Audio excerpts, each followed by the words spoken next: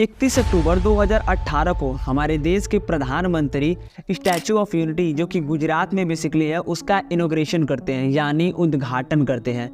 जब इस मूर्ति को बनाया जा रहा था तो वहाँ की गवर्नमेंट का ये कहना था कि ये मूर्ति हमें हर साल 1 लाख करोड़ रुपए कमा के देगी। इसके साथ ही इसमें सबसे बड़ा फायदा हमें टूरिज्म में देखने को मिलेगा, क्योंकि ये मूर्ति दुनिया की सबसे बड़ी मूर्ति होगी। देखो, अगर इस मूर्ति को यानी स्टैचू ऑफ यूनिटी को स्टैचू ऑफ लिबर्टी से अगर कंपेयर किया जाए तो जो स्टैचू ऑफ लिबर्टी है उससे 2 गुनी बड़ी है स्टैचू ऑफ यूनिटी, और जो स्टैचू ऑफ यूनिटी है वो दुनिया की सबसे लंबी मूर्ति भी है।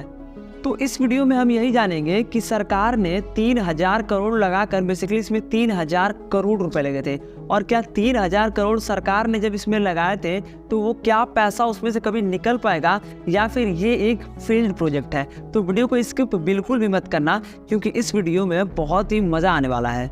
देखो, कहा जाता है कि ये जो स्टैचू ऑफ यूनिटी है वो 7 किलोमीटर दूर खड़ा एक आदमी इसको आराम से देख सकता है। इस मूर्ति को बनाने में 3000 करोड़ रुपए का खर्चा बैठा था। अगर इस मूर्ति की बात करें तो ये मूर्ति है सरदार वल्लभ भाई पटेल की, जिसे लॉ मैन ऑफ इंडिया के नाम से भी जाना जाता था।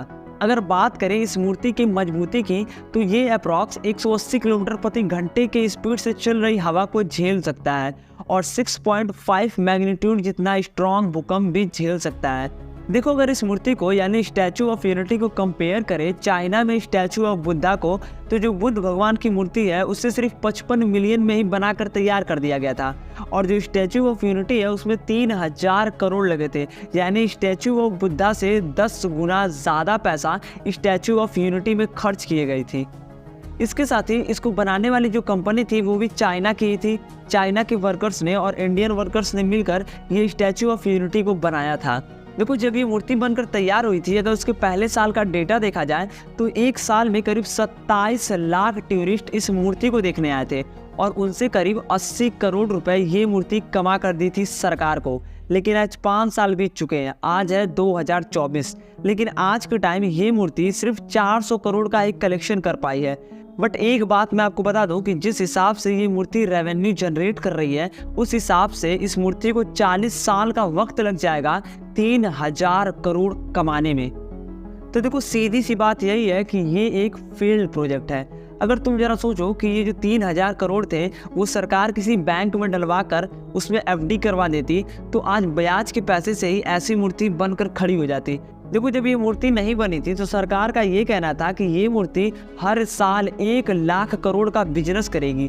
इसके साथ ही इससे बहुत ही बड़ा टूरिज्म को बढ़ावा मिलेगा, और इसके साथ ही 1 लाख लोगों को रोजगार मिलेगा। देखो, ये सारी चीज़ें एक तरफ फीकी पड़ती हुई दिख रही हैं, क्योंकि आज के हिसाब से इस मूर्ति ने अभी तक 5 सालों में सिर्फ 400 करोड़ का ही बिजनेस किया है। तो मेरे हिसाब से तो ये प्रोजेक्ट एकदम ही फेल्ड था। आपके हिसाब से क्या लगता है, क्या ये प्रोजेक्ट सही था या फिर गलत था? आप कमेंट में बताना।